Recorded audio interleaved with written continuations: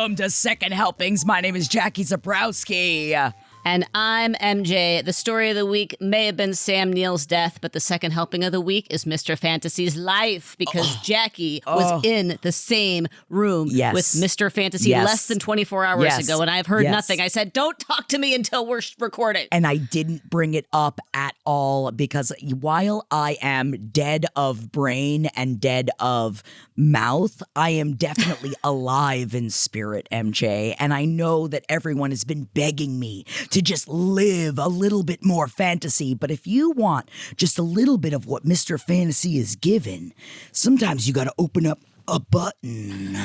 And sometimes you got to open up another button. And sometimes, MJ, you gotta open up another button, MJ. And we're singing and we're singing. And then we gotta open up another button, MJ. And sometimes when you on YouTube, what are you gonna do now that I'm on YouTube and I don't got a shirt on? I don't got a shirt on, but I do. But you think I don't. And everyone is gonna look and they're gonna think that person doesn't have a shirt on with their 6-pack of abs. Or 8-pack, it depends on how many you want to count. But I will throw it out there, MJ. All Mr. Fantasy had to do was go like this. And people would go, ah! And you'd go, ah! And they'd go, ah! And all he had to do was demonstrate his abs, his glistening. Oh my God, MJ, it was insane. I'm going to throw it out there. Our amazing producer, Adam, and one of my best friends surprised the hell out of me yesterday. And I wouldn't say, y'all know I've been exploding out of my bottom and out of my top. And they also knew that I was exploding out of my bottom and out of my top.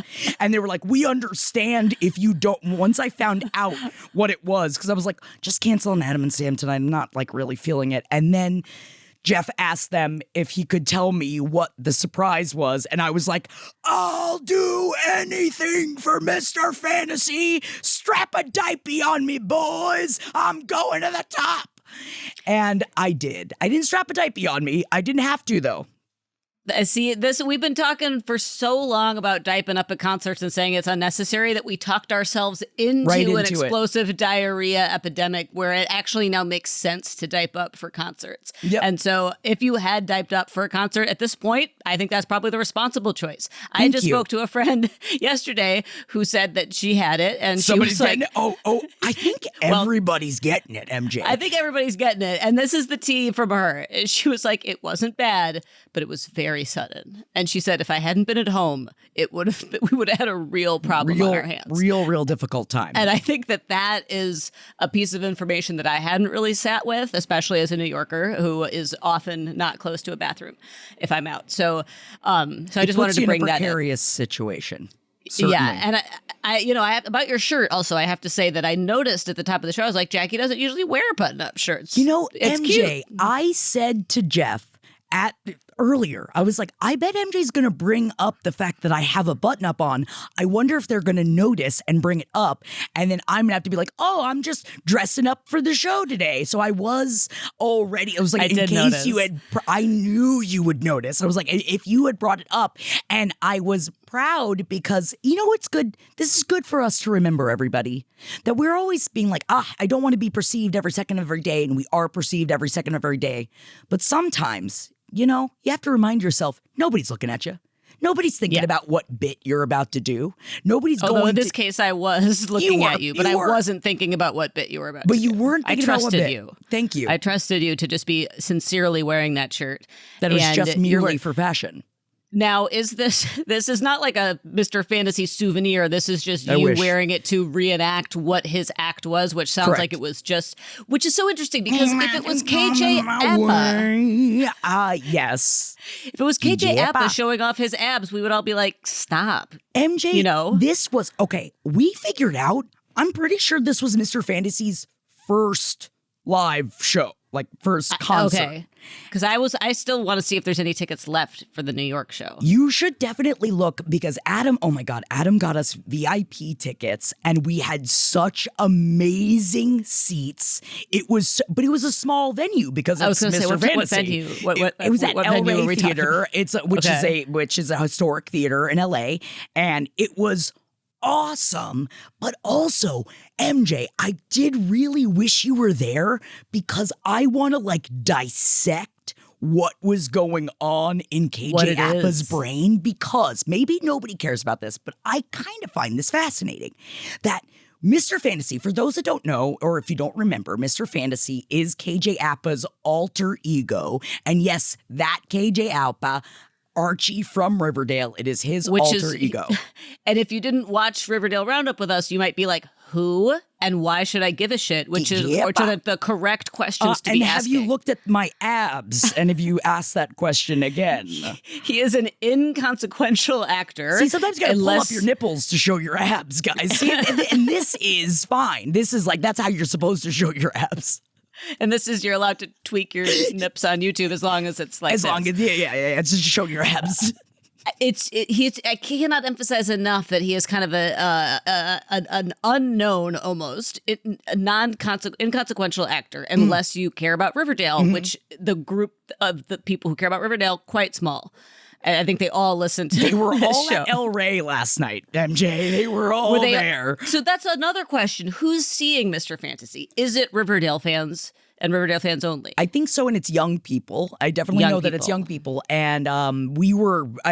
I was worried we were going to be by far the oldest people there, but Jeff had said, "Don't worry, I'm sure people will bring their parents." And we did see, like most of them were much younger than us. Really? And I was fascinated because when you watch the music videos, so on Jackin' every Friday, we've watched his music videos over and over again. And while he takes them all very seriously, he has a lot of zane to him, right? He's got a lot of Susan in there, a little Desperate Housewives, and a lot of like humping and a lot of like big kicks, and he's like always wearing flare pants and on stage. I wonder if he was having some sort of like character acting spiral, because before KJ Appa has already put out an album that flopped, that nobody talked about. And you can tell he is a very talented singer and guitar player. And honestly, like genuinely, the backing band was fabulous because it's very like, it's funky vibes. It's funky, horny vibes. Right. It's chill, funky, he's like an Austin Powers vibes. Exactly. If he were making like little sweet like funk ballads kind of thing.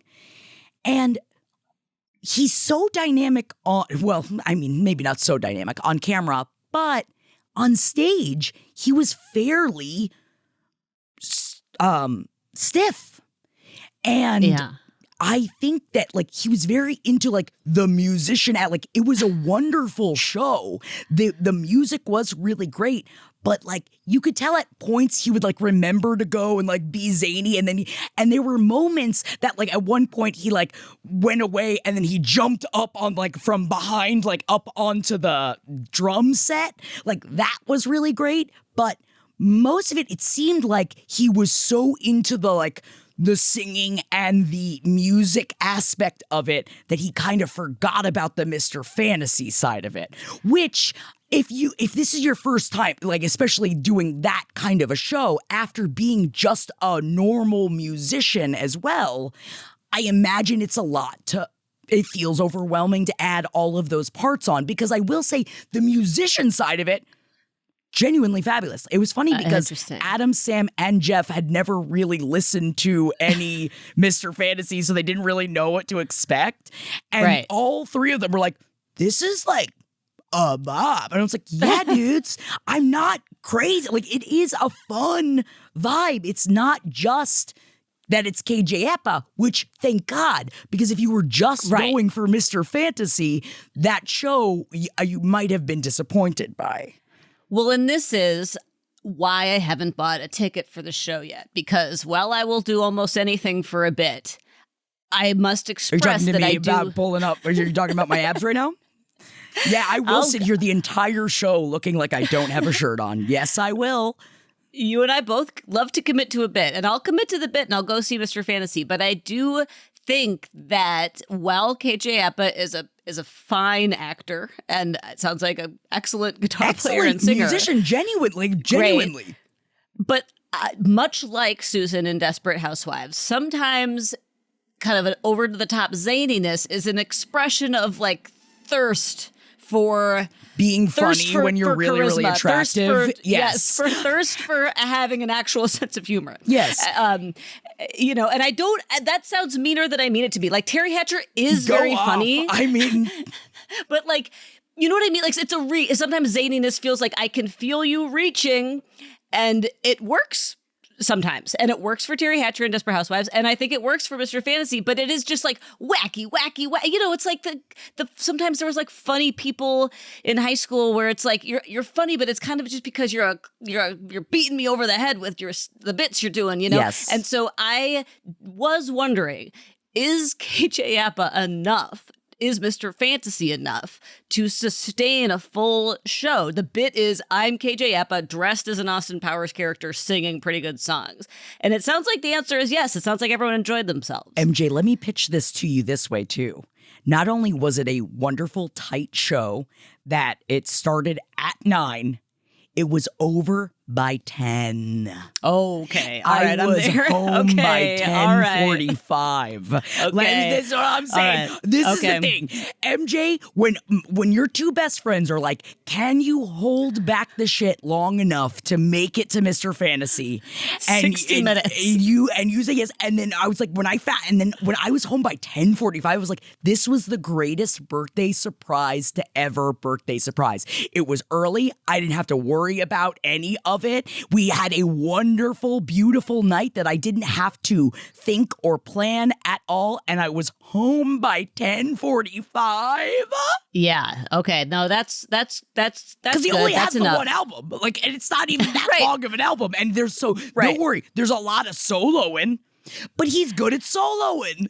And again, and I truly am observing all the things I said before. It's more of me trying to synthesize my thoughts about this. Like, We understand, MJ. This is a safe I'm approaching this space. without judgment. Yes. Like, without judgment, are you, like, you have just made a way to be KJ Apa doing music that nobody cared about, and you've just made a way to have people care about it. And the way is just a gimmick, and the gimmick is fun, but it's not you're not Andy Kaufman, but it's enough, I guess. It's That's enough. literally You are enough. MJ. It is just, honestly, it is just trying something. I love seeing I'm saying young man, but I imagine he's in his late 20s now. He's a father. Jesus Christ, Jackie. But I love seeing essentially it's performance art.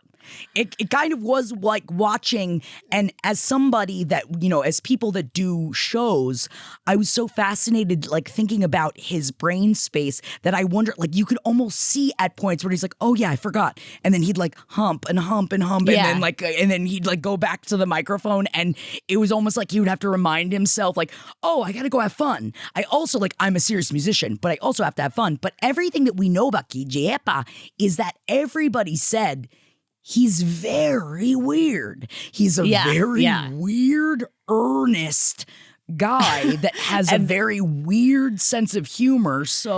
And that's great. And you're right. We love to see something weird. We love to see people trying something new in this day and age. But also, MJ, I didn't realize how much of the character hinged on the fact that he had the fake teeth in his mouth. That's the Austin Powers of it, but where he it's can't like have the fake teeth if he's singing. He also couldn't like be the character because he didn't. And I think that I wonder if that was like a brain fart for him. You know what I mean?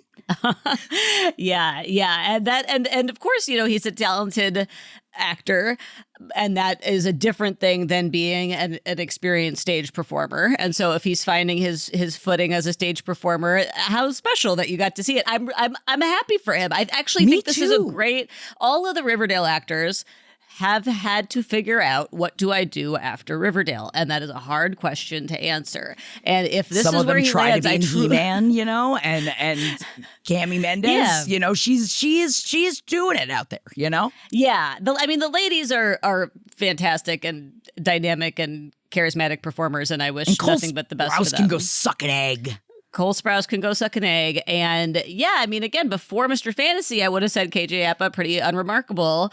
But as I'm processing and thinking through this, I am really happy for him. Right. And I think this is fine. I think this is good. Let's get weird. Also, if you are wondering if this is the same shirt that Andy Richter wore in Dancing with the Stars when he pulled off, it's not the same one, but it is the same one. When he took off that shirt, I was like, I have that shirt. What about the shirt that Jake wore when we were on tour when he ripped off his shirt to make it look like he was not wearing a shirt? It's probably, you know what it is? It's like Sisterhood of the Traveling Abs shirt. And it all is the one shirt. Yeah, and then you took off your shirt, and then you've got abs, and we all have it on, and we didn't even realize that you don't have to do the work for it. Just pull up your nipples and show them right off. Yeah, it's very hot here, and I was wondering, can you be on YouTube without a shirt on? Because if we weren't on video, I probably would not be wearing a shirt. It's me only shirt. It's very hot. It's me only shirt. It's me only shirt. That I love that is going to be one of the Buffy stims that we take from it, and the fact that we still say it's me only shirt to each other. But now, God, sorry. Now that I started thinking about the duster in Buffy, but we're not talking about Buffy right now. We're not gonna get into Principal Wood. We're not talking about that right now. We're not talking about Buffy, and we're talking about somebody else's love for once. Travis and Taylor take a side piece because I know that we are going to talk about the person that made $1,200 selling the trash from your wedding. But I want to talk about real love, and it's Tom Daya, okay? Okay, we can talk about real love. That trash person is cool, actually. That's one of those stories where the headline is dumb, but the actual art project is real cool, in my opinion.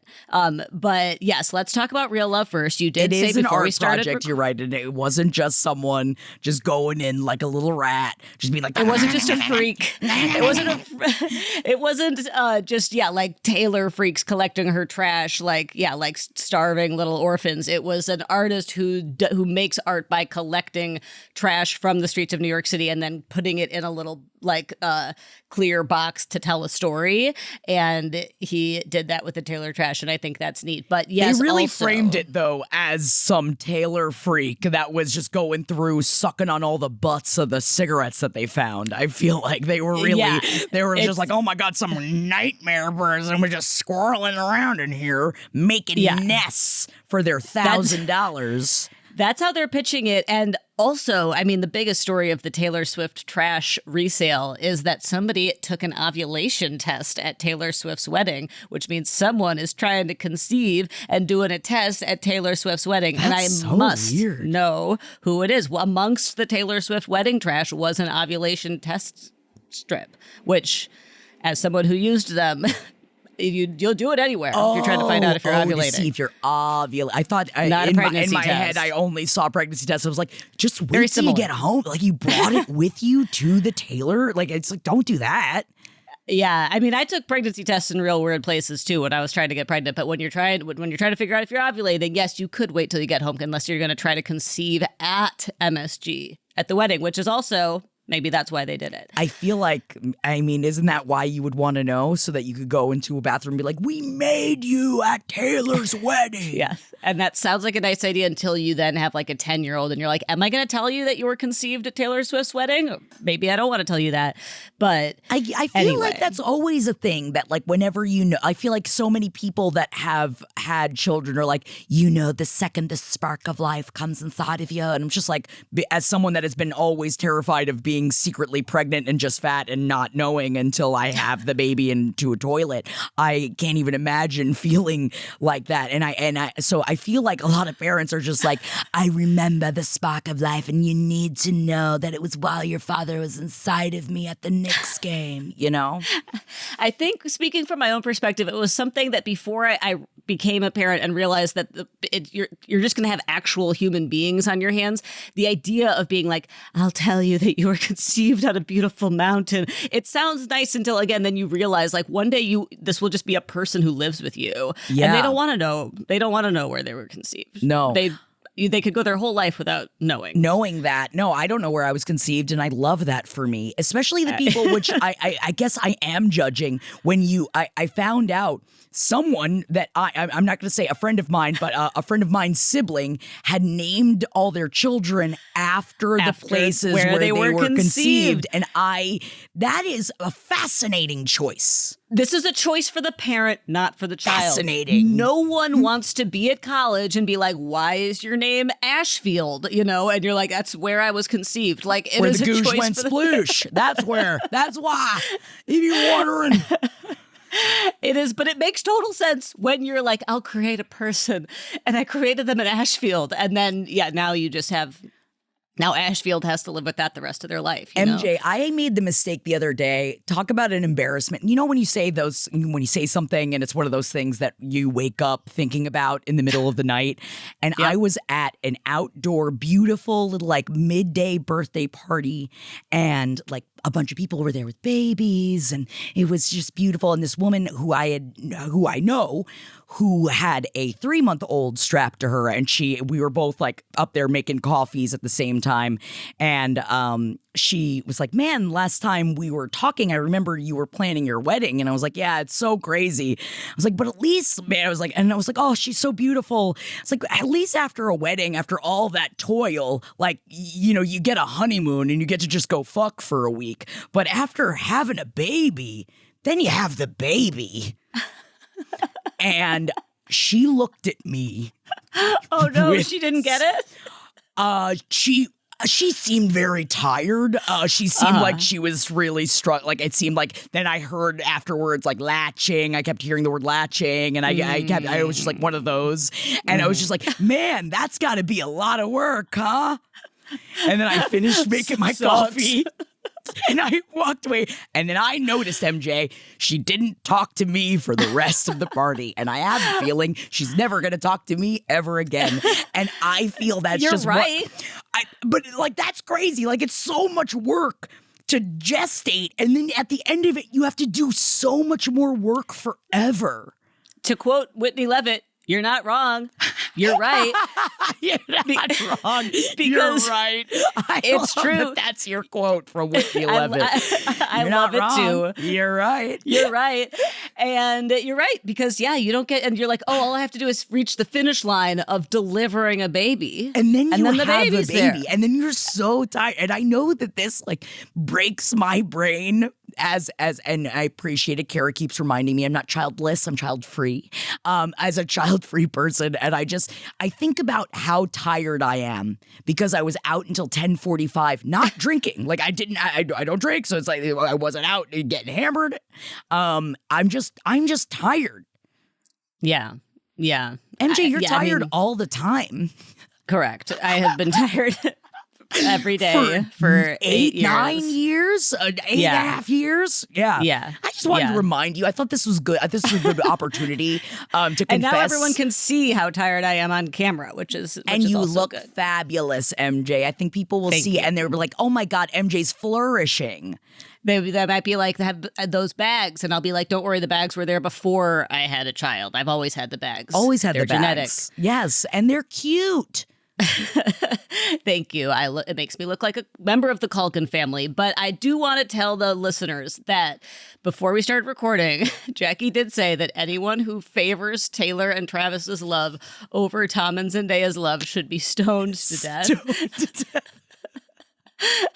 I'm glad I'm coming in with hot takes without a shirt on. I think that this is a new segment, you know? And I think we did try hard last week to appease Taylor fans by being like, we like her music, but this week we're coming in with, and this is really not an indictment of Taylor and Travis. It is more of an expression of admiration for Tom and Zendaya. For Tom Daya, yes. They are two perfect celebrities whose perfection tastes more perfect together.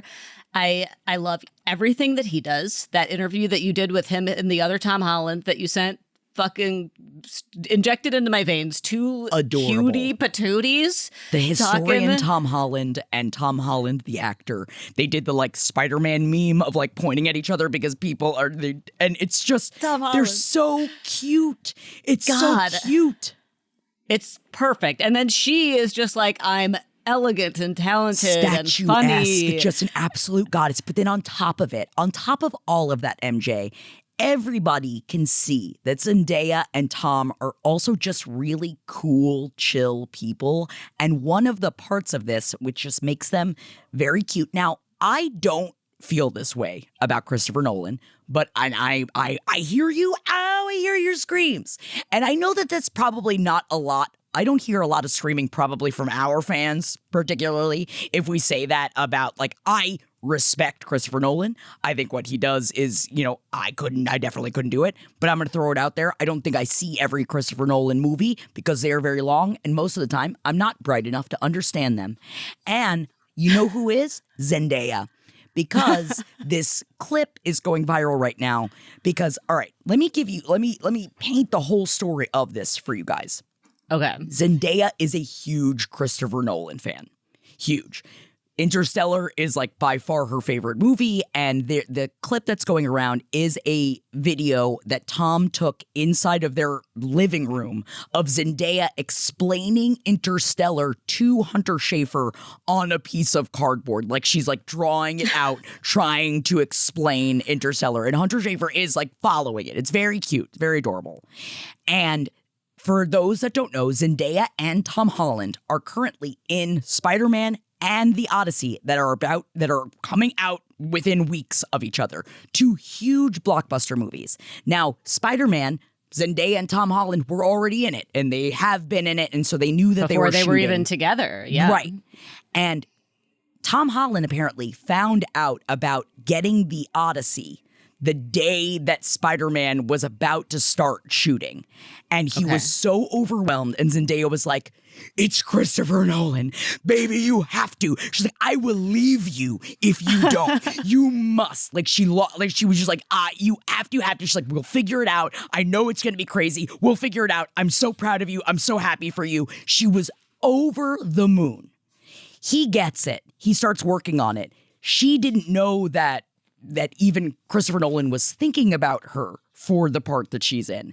And he asks Tom, do you think that she would be interested in coming in to read? And he didn't want to bury, he was just like, yes, yeah, I think. And so he was like, would you like float it to her? Because he didn't want to like pressure her. And so Tom brought home a script and she's like, oh, is this the script we were reading the other night? He's like, yeah, but I want you to read this part. I want you to read this part. And she just like looked up at him, was like, lost her mind that she was even being. And so he asked Tom Holland to ask her to read for it. And now she has it. And she's like, this is her epic beyond dream to be working with Christopher Nolan, and she gets to do it with her husband. And now they're on this huge double press tour right now for Spider-Man. I mean, right now it's all more on the Odyssey, but it's also Spider-Man.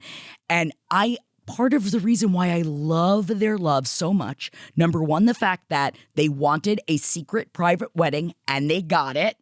They did that, actually. They figured out how to not have the drones. You can figure that out, I guess. But also, I love that they are both openly saying, and now, y'all, I mean, she's in Dune, so Dune's going to come out, but she's like, then y'all ain't seeing us for a couple of years. Bye. We got to go. We're taking some time off. Bye. And I love this for them. They deserve it so much, especially she'd just done Euphoria. Like, I'm tired. I was out till 10:45 last night. Can you imagine how exhausted they are? Yeah, she has really not taken a break at all in years, right? No, and I don't think he has really either. So yeah, it is so. I'm happy. These are the things that we should be supporting from our celebrities. Like, please go take time off after this. This is a lot. Yes. I am always extremely happy to see any celebrity who rejects like hustle culture. And yeah, I think I like Tom and Zendaya so much that I project like all of my values onto them. Yes, and I'm like, they're my best friends, and they agree with me about everything. And they would love hanging out with us. Yeah, we're so similar. Yeah. But I do really like that, and I love. Yeah, I mean the Christopher Nolan story that you told is so sweet for so many reasons, but and again, because we now know for sure that like the role of Tom Holland performing Umbrella, it just feels like they are together in mutual admiration of each other in a way that is often performative for celebrity couples. Yes. But like with them, it just seems like you actually see their mutual admiration, especially because when they started the Spider-Man franchise, they were not together. And so it's like truly a love born of like friendship and collaboration turned into romance. And then like he's obviously a star, but her star, totally skyrocketing, him seeming to be 0% threatened by any of that. And like especially he just worships the ground she walks on. And like even this conversation of like, and they both said of when he got into a Christopher Nolan movie and she was only desperately happy for him. That crying. And especially as two people that are in the same field, and like that has got to be so that makes me love them even more. And I'm sure you're saying that there wasn't a couple of nights where she was alone, just like, I wish he had asked me. I'm sure there was a little bit. Right? Crying in the shower like Tobias Funke. Sure, we're human. She's still a human being, I feel maybe there could have been a little bit of that, but we're never going to know about it, right? And what happens in that, like, if that is the way in which they speak about each other, like you said, MJ, you can't fake that. I know they're both good actors, but I it seems like they're truly, honestly, I need to bring up Brinity because congratulations, we have our winners from Love Island. And Love Island is over. They also started as a friendship, MJ, okay? They also started as we're just kind of, I guess we're paired up together kind of thing. And Brinity, don't tell me the names, I want to guess. Okay. Brandon and Trinity. One of them is correct. Trinity is correct. Yes. Brad. Nope. Branch. Get Brandon, better at it, MJ. Better. Brunch. No, it's Brunch. Yep, it's Brunch and Trinity, and they are happily, huevoed. And I hope that Brendan. It's Bryce. It's Bryce and Trinity. Yes, it's Bryce and Trinity. And I'm really, really happy for them. And I'm also really happy because it does seem like Kata immediately got out of the villa and someone properly did her hair extensions. It is, I think, a crime. I know nothing about hair. I think it's a crime that poor woman had such horrible extensions the entire time in Love Island and nobody could do anything about it. Nobody could have helped her. Look up Kata. Kayda, and it is, and so now, of course, which is gava, she's immediately getting all of these like extension collabs. She's getting like hair stuff, like she's immediately being brought into, because like the second they get out, they're thrown every deal under the sun. And Kenzie, first one out the gate on Call Her Daddy. She is out, and it is so funny because this girl is not PR trained whatsoever, and she is just saying stuff and nobody's stopping her because it's gotta like be spill it like tea, like behind the scenes just like stuff? behind the scenes stuff, but it's more of just like in a way where she's like, I love sucking dick, just the way she talks about it is so like well, okay, it's good, it's open, we're free. I think that I wonder if it's the kind of thing, it's just so fascinating to see Kenzie come back. And it's like, I saw something online that her family was celebrating because she was back.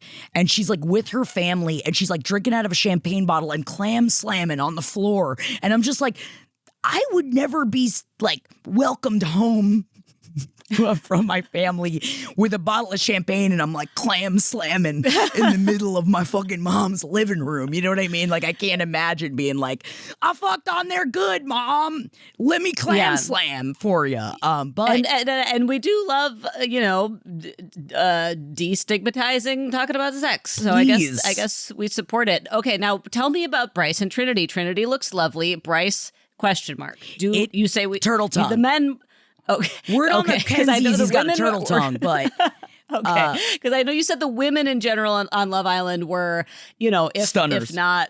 Yeah, stunners, and also like a little bit more thoughtful towards one another, at least compared to the men, right? And then the men were like incels light. Except for Bryce. And it is really crazy because, Bryce and Carl, guys. I mean, Carl Naya, can we please? I understand why they didn't win, but y'all know I was all about the Carl Express. They brought one good man in there besides Bryce, who honestly we didn't even know was a good man until he fell in love with Trinity. We watched it happen, MJ.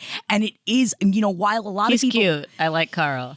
Carl is very cute, and he is like a good man. They even showed like one point they just had this footage of he had his glasses on. It was like right before he was going to sleep, and there was a big moth inside of the villa, and he had caught the moth, and then he went outside and he let it free. That's nice. I mean, but Bryce at first. It's so funny. Anyone that I talked to that was inside of the villa was like, Bryce, like Trinity is a stunner. She is a goddess. And we were all just like, oh, I guess, they're just kind of matched up together and we'll see. And we're like, oh, this model. And everyone kept being like, he's 29. Why isn't he in a wheelchair? Oh my God, get this man a cane. He's 29. And she's 22. So one of the younger ones. And so she kept being like, oh, the age gap. They kept talking about the age gap. But it wasn't until Casa that we really saw, because they were becoming better friends. And then finally, they literally kept choosing each other because she's like, I don't laugh the way I laugh with you. Like, they just really, it was like the way in which they truly became friends. And then they went to Casa, which is where they get separated. And Trinity, because he had said to her, like, essentially, I would understand if you found someone that you were more comfortable with, because she was openly saying that he was the first white guy that she had ever been with. And he's like, I completely understand. And so in Casa, he saw a picture, like when they showed the pictures to each other, he saw a picture of her kissing someone else. And he, but you kiss people in challenges, but it really is a big deal if you kiss outside of challenges. That's when it's a big deal. And he noticed, though, that she, had kissed him outside of the challenge. And in Casa, he heard that, saw that, and was hurt but understood and was very openly communicating about his emotions, about, I understand. He's like, but I choose her. And if she's not going to, he's like, I'm going to choose to believe that she's going to choose me too, because of course she's going to explore. But then he started to tear up and cry about it. And it was very much, he's like, I want to wait for her. I want to wait for her kiss. I want her. And I didn't realize it until now, but she was saying the same stuff about him because she had made out with this guy in the photo booth. And then she was like, but I was thinking about him the entire time. And I realized I didn't want, and then when they got back together after Casa, and they didn't even know that they were saying that about each other, and they don't see the footage until later on. And you're just watching them fall more and more in love. And again, this could all be stunned. Stockholm syndrome, that they are trapped, because now they're talking about, which I can only imagine, they don't live in the same place, and it's so weird not being around each other. And he's this is the only reason that Love is Blind is good, is they choose one city, and all reality love-based shows should obviously be that, because you should not move for a relationship that you formed on Love Island. Except for the fact that she was kind of living in the middle of nowhere, and she's like, I'm going to move to LA where he's at, and that's fine. So she should do that anyway, because now her star is going to rise and everything. But it's crazy though, MJ, because they had even brought in a bombshell that had, because when they bring in bombshells, they do their research to either bring in the types for people, like on paper targeted bombshells. Yeah. And the person they had brought in for Bryce was Jen, because they had worked on model things in the past. So she recognized, like, they kind of knew each other, but he was so for Trinity. And a lot of people are like, oh, they didn't explore enough. But you really, and of course, they're young. Is it going to last forever? Who knows? We don't know these things. But we did watch them fall in love. And that really is a beautiful thing. Whatever version of love it is for them, we got to watch that this summer, and that was really nice. That is, I can't believe Love Island has a happy ending. And it's like exploring, like if it was like high school or college, I'd be like, yeah, you should take your time, before you like lock in. But if it's at Love Island, like, I don't know. I just feel like the whole thing with Love is Blind is always like, oh, we have fun talking to each other. And then they see each other and they're like, the problem is I like talking to woman, but woman does not give me boner. What do? I will just pretend I like her until I break her heart in a few weeks. And but Bryce actually showed that, oh my God, we can be friends. Like this sounds like the opposite, where it starts with friendship and then it's like, actually, not only does this friendship give me meaning and fulfillment, it also gives me a boner. And if that happens for you too, then that's great. And yeah, I'm also. There was just a clip of Mamdani talking about how he met his wife on Hinge, which is relatable millennial. Oh content. My God. But Mamdani is us. And I know I gotta stop talking about how great he is every week. No, you're allowed to. Now that Nithya's coming down the pipeline for LA, you're allowed to continue talking about Mamdani. But he said, he was like, I saw her profile and I immediately was like, I want to marry that woman. Like, I felt like I belong with her. And that does sound corny, but I also felt that way when I met my husband. I was like, I think I might marry that person. And I feel like if you have, I mean, I'm not saying that's what's going to happen with Brinity, but I think that if you have. It is what's going to happen with Brinity. We know it to be true. I think I liked Mamdani saying that because I feel like, yeah, I think it's something that it sounds irrational and you're not really supposed to embrace that level of irrationality, but love is irrational sometimes, Whoa, MJ. And Love Island, what are you going to do, Jackie? Summer's not over yet. What about your summer in the villa? I've moved into the UK villa is what I've done. I just moved in. I'm only on episode 4 of the UK villa, but I already want to have a chat. I have been just talking to myself between the Liza memoir and now entering Love Island Villa UK this season. I'm watching this season with Fitzy. I'm watching for those that imbibe. I just want you to know I am watching Love Island UK now.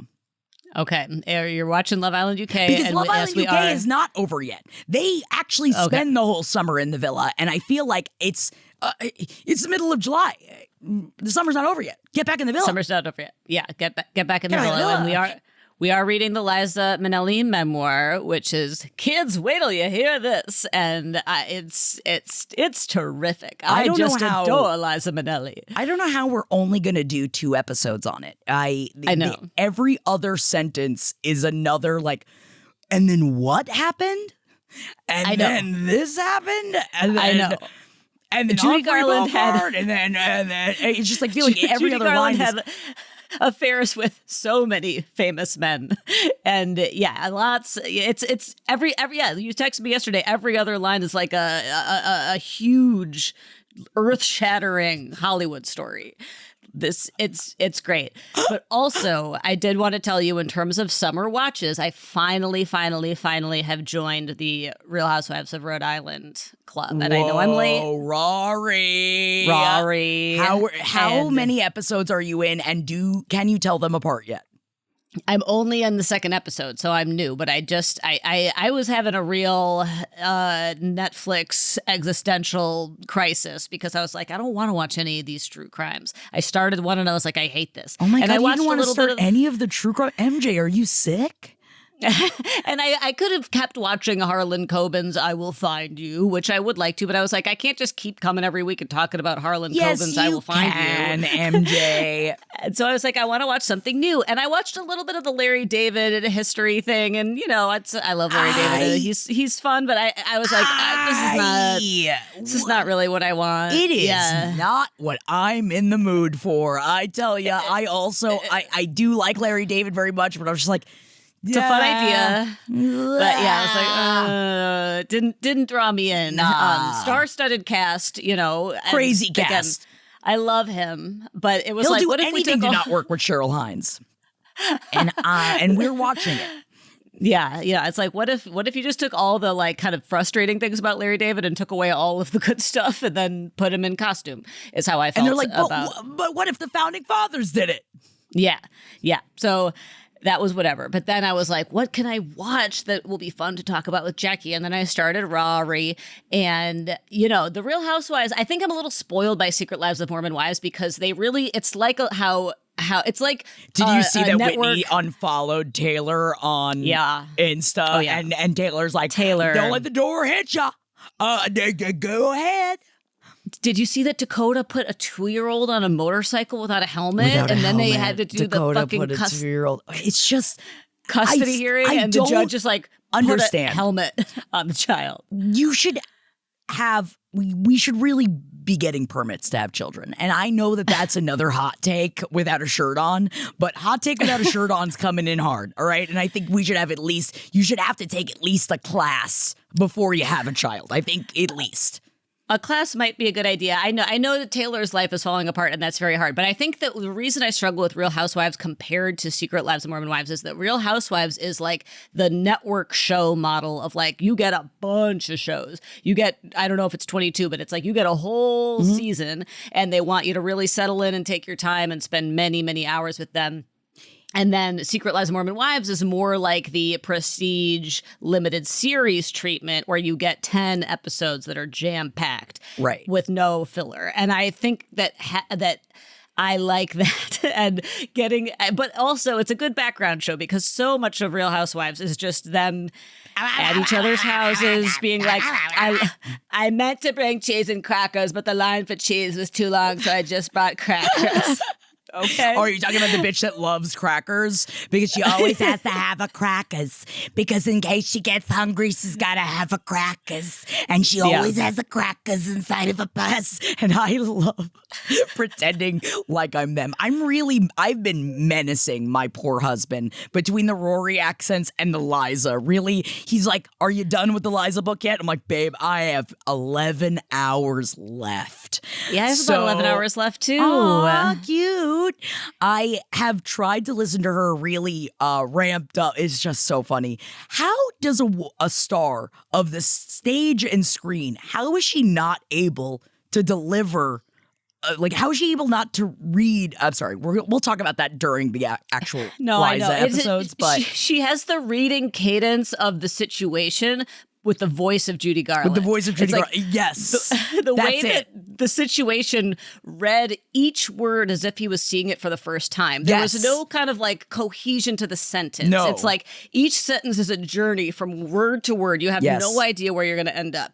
And we've listened to enough audiobooks read by celebrities now that there's just a thing where it's like you're starting the sentence and you don't know how it finishes, even though this is your book. No. And that's fine for the situation, but it's very weird for Liza Minnelli, who is a seasoned performer and has the voice of Judy Garland, but she is just every sentence. You have no idea where it's going. It really is. She's 80, so it's okay. It is, but it's also really crazy to see the difference as someone that has done professional audiobooks before and how I'm going to use the word mean, how mean they are when you are directed, like if you're not doing it right.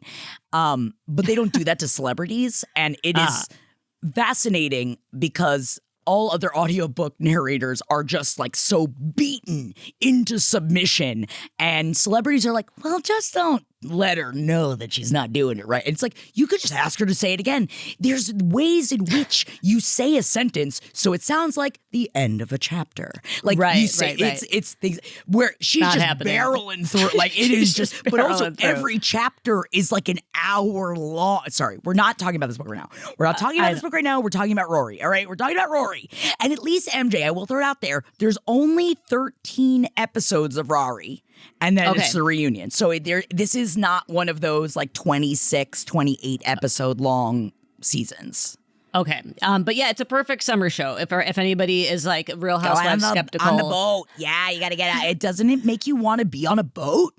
It does make me want to be on a boat. I love boat culture. You know, I grew up on a river town, so the boat culture was a little different. But I meant to grab my I have an apron that either my mom or dad found at the grocery store, the Hy-Vee in Dubuque, Iowa, many years ago, like at least a decade ago, that says the Real Housewives of Dubuque.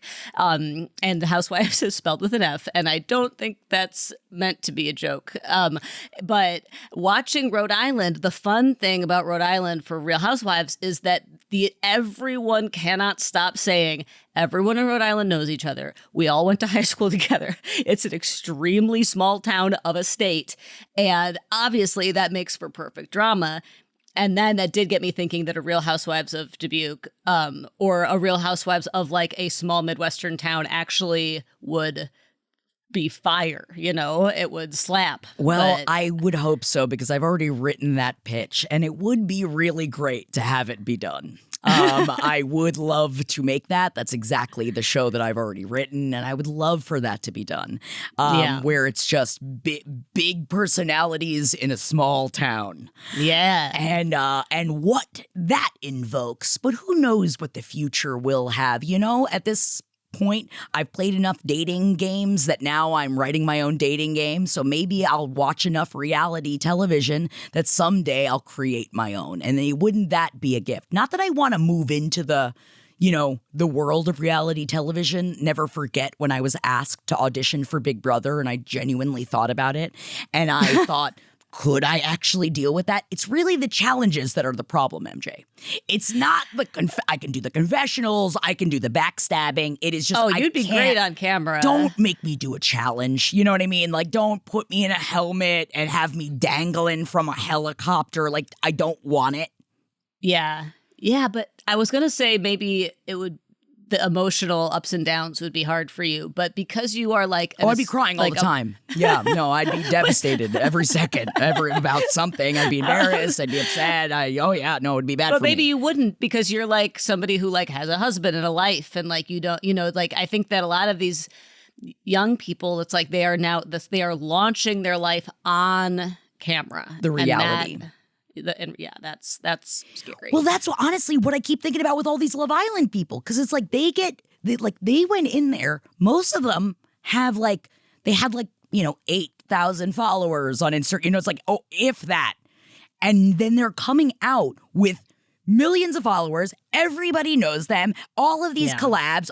Everybody watched all of their.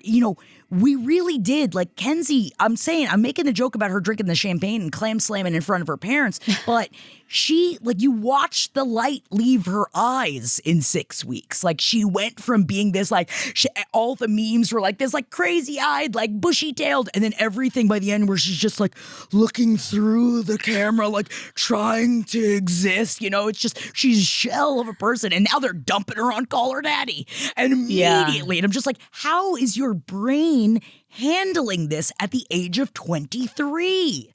Yeah. And I remember when Love is Blind started in 2020, we're like, what kind of idiots would audition for this? Why do people keep auditioning for this? But yeah, I mean, there's in an economy where there's no jobs, young people want to be influencers because it is one of the few things that you can monetize, and obviously it's also a huge part of the culture. But then they got to be put on a psych hold. You know, it does. Yeah, I worry for them. I worry for the young people. Don't. Are you going to worry for the next Dance Pro? Because I know the Dancing with the Stars, the next Dance Pro, I believe that has started. But I saw that. Yeah, and I didn't watch it, but I saw it. And I know that little boy, what's his name? Robin. I'm thinking of Robin Hood, Principal Robin Hood. Not talking about Buffy right now. Robert Irwin. I'm talking about Robert Irwin. Yes, and he is hosting it, and I don't know. I guess I'm beseeching the audience. Do we watch this as new Dancing with the Stars people? Do we watch this? Question for the audience. I mean, Let again, us know. talk about a young person launching a career. I know that Robert Irwin has had a career since he was 2. He has a career, MJ. It's animals. But launching a career. Also, part of me fretting about the young people, and also, I'm like around. I live with like elementary schoolers now, and like most of when they talk about what they want to be when they grow up, a lot of it is like YouTuber. Like that's just a huge part of the culture right now. And honestly, listening to Liza's book and thinking about what it used to be like what they put on the TikToks. It's just choosing to become a performer and like pursuing, it was like a craft. And YouTubing and being an influencer is a craft. I'm not going to take that away. It is a craft. It's a different craft. But yeah, I'm so thrilled to be living in the world of like the 1960s New York stage scene. And then I like look up and look around me and like all I see is like aspirational influencing and YouTubers. And like I've now followed influencers. I've followed parent influencers for long enough that like their thing is done, but this is the only way they can make money. And so now they're trying to figure out what their thing is, and they're floundering. Their thing was toddlers, and now their kid is 14. And what are they going to do? And now they're telling you how to make waffles for a 14-year-old. And it's like, it's not sustainable, you guys. It's not sustainable. Well, 14-year-olds what are they going to eat, MJ? You don't need to keep telling. Sometimes you run out of things to say. I say this as a 15-year podcaster. Sometimes we run out of things to say. We do, but sometimes we run out of Broadway shows to go see. I'm so upset that Cats the Jellicle Ball has already been canceled.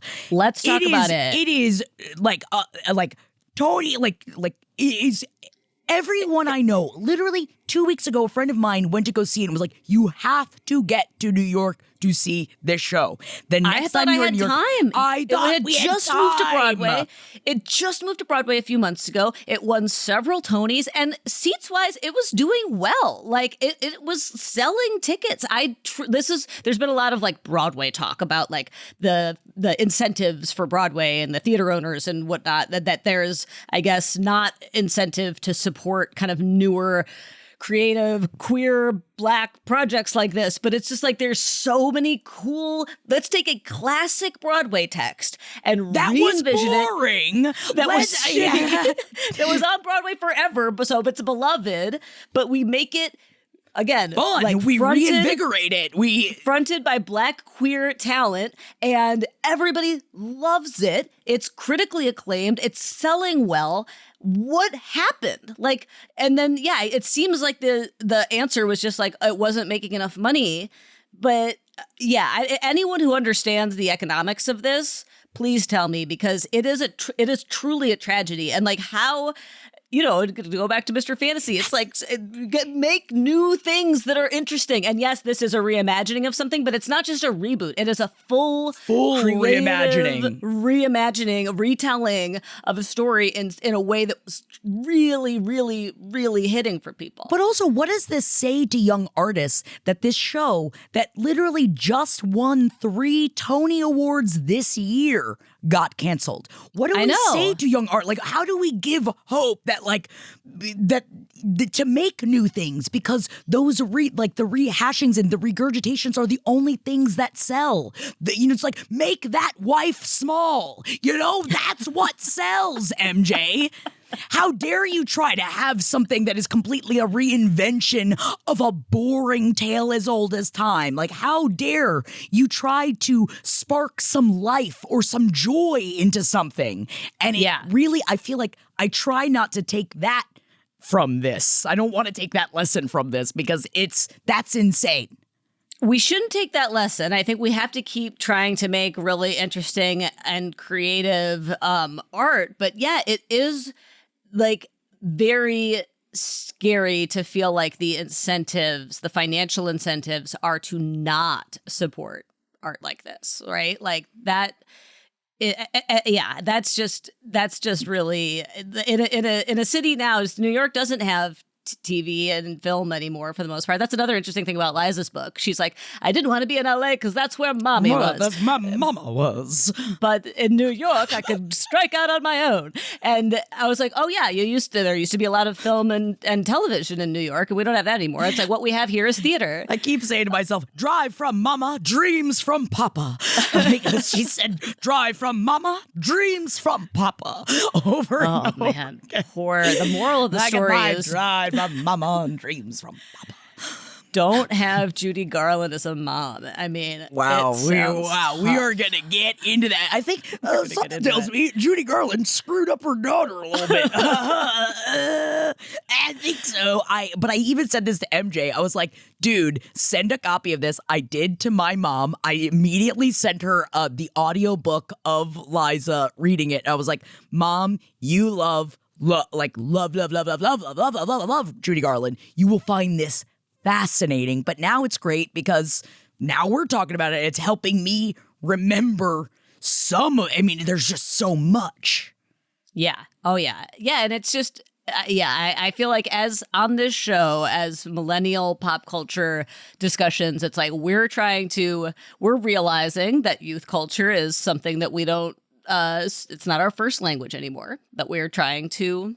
It was never our first language, It was MJ. never our first language. We were never part of mainstream youth culture, even when we were young. No, it's why we started this show, to try to attempt to tap into that. But you're right. That is the entire premise of the show, is that we didn't understand mainstream culture, and still don't, apparently. But it is, I find it's like getting into a nice warm bath to look back at culture of. I almost said yesteryear, but that's a different thing. But to hear somebody talk about old Hollywood and old New York and Broadway, breaking into Broadway in the 1960s and all the singer-songwriters. And then to see a show like this get canceled, it is heartbreaking. So hard. It really is heartbreaking. It makes me so sad. I wanted to see it so badly. I know it does seem that it will be filmed and preserved, but that's not fair. I don't want it to be preserved. I want to see it live. Yeah. And again, I know that there is a lot of chatter about this in the Broadway and stage acting community. Yeah, I mean, it's the profits fell. The Broadway League said that the profits fell, basically 40% after the Tonys hype, but the seats are at 90% capacity, which for a Broadway show is pretty good. What don't else get do they it. want, MJ? But that's the thing, is that it's just, I guess it's just a money hungry. It's just not enough. It's just not enough to keep it going. And that's, I'm not going to go on a diatribe about how much things cost. We're not going to do that right now because we're over here, obviously shading Blake Lively, because I do need to just throw this out there. Love all of the conversation about Taylor's wedding with Blake Lively, where now there's all of these articles that are coming out where she's like, I was invited. I was just busy not to go. And the amount of celebrities that are like, I feel like it is the en vogue thing to be like, I was invited, but I was too busy being Batman, like a Robert Pattinson. But Blake didn't have that. She was just like, I was just really busy, and I couldn't make it. And I just couldn't make it. And not only did she say, I was invited, but I was really busy and I couldn't make it. They also, from their sources that tell the story, presented it as a very thoughtful choice for Taylor and Travis because they didn't want to take away from their day by adding to the drama of bringing in the Blake Lively drama, which, to be fair, drama does follow Blake Lively wherever she goes because of this quagmire of the Baldoni suit. Yeah. But I feel like the thing of being like, I'm going to choose not to attend your wedding so that I don't mess up your day is something that maybe an estranged stepmother could choose to do for a wedding. But for your allegedly longtime best friend to be like, I'm sorry, her dragon? Did you mean her dragon's wedding? Like, there are times where you're like, I would love to be at your wedding, but because of family stuff, it'll be better for me not to come. Like, that's totally a real thing. But Blake Lively being like, I did the thoughtful thing did not make it about me, which of course also then made it about her, just in a different way. Of course it did. Also, I did not read this blind yesterday, but this blind, just because this A-minus list actress moved back into one of their many properties doesn't mean they are living together, and definitely not living together as husband and wife. Whoa. So many blinds about divorceo for Blake and Ryan, which is, I don't wish bad things for Blake Lively. I don't wish divorceo on anybody, but... No, don't wish divorceo on anybody. Some people, but... Yeah, that's true. But yeah, I do feel bad that Blake Lively was like, this was a toxic work environment full of sexual harassment, and now everyone was like, you bitch, get a divorce, But I also, what has happened was in not the interim. At fault. There was also issues with, she's not just the victim in this. I will throw, Yeah, but also all the crisis PR stuff. This is something I need to get more literate in. Like, because also somebody sent me a really interesting reel about that the crisis PR, that Jason Sudeikis is a baddie, but he has like the good crisis PR that like PR. That and does the same, like the crisis PR of what happened to Blake Lively, which was for sure a targeted like targeted attack. Bot campaign Yes. of like, is this bitch actually a bitch? And like that the same way that has happened with so many women but when I just get a reel. So I feel awkward just bringing that to the show and being like, Jason Sudeikis is a baddie because a reel on Instagram told me that he was. And we don't know if that's true because anyone can write anything, MJ. Right, anyone can write anything. But people are saying that there was some crisis PR at play for the Olivia Wilde is a bitch. And I think what my takeaway from that is that anytime there's a giant "this woman is a bitch" campaign happening, worth pausing to recognize that there's probably a PR campaign behind this trying to make it seem like this woman is a bigger bitch than she is. And that is something that is helpful. And maybe it is, Oh, I shouldn't say what I was going to say. Never mind. Was it about the vinaigrette? No. It was just another jab at Taylor, which I don't need to do. It was just. I feel that I've made my feelings clear, and that is that sometimes you gotta pick your nipples up, show your abs off, and start all over again. Yes, we're starting the episode over from the beginning, everybody. No, we're not. We're going to leave our fake abs right where they are because this is our end of the episode for you today. But everybody, if you're listening to this on Friday and you want a little bit more MJ and Jackie, come on over to twitch.tv/oh no, it's Jackie and come on down because we are jacking with the MJs this week. Yes, we are going to be jacking twitch.tv/oh no, it's Jackie. And we are going to be Twitch streaming on Friday. And that is Friday the 17th from 3 to 6 p.m. PST, 6 to 9 p.m. EST. So come hang out. And the theme, of course, is musicals. And if you've never done Twitch before, I feel like this is because I'm not a big you ain't a Twitch person. You do not need an account. You do not need to pay. It's free. It's just, you just type in twitch.tv/oh no, it's Jackie. And you're just watching it as if you're watching YouTube, but it's just there and it's live. And if you want to get an account and join chat, that's really fun. But you can also just watch which is, you don't have to do anything or pay anything if you don't want to. No. And I love Jackin. I haven't been on in quite a while. And that we're going to be singing.